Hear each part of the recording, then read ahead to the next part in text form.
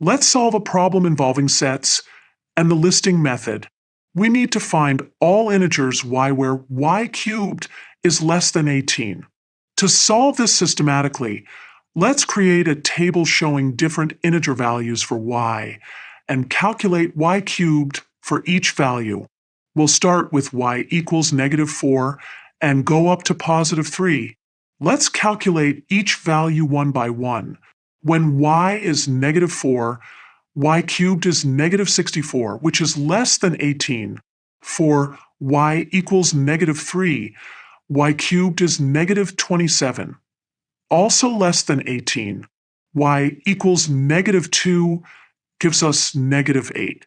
-1 cubed is -1. 0 cubed is 0. 1 cubed is 1. 2 cubed is 8. And finally, 3 cubed is 27, which is not less than 18. Now, let's identify the pattern. All values of y from -4 up to +2 give us y cubed values less than 18. We can also see that any integer less than -4 would give us an even smaller negative number, which would still satisfy our condition. Therefore, we can write our set using the listing method.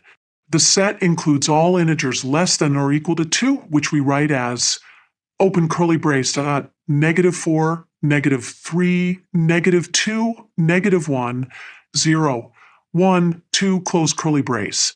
Let's verify this answer makes sense. Any integer less than -4 will give us a smaller negative number when cubed, which is less than 18. All integers from -4 to 2 give us values less than 18 when cubed, as we saw in our table. And any integer greater than or equal to 3 will give us values greater than or equal to 27 when cubed, which are not less than 18. And that's how we use the listing method to express this set.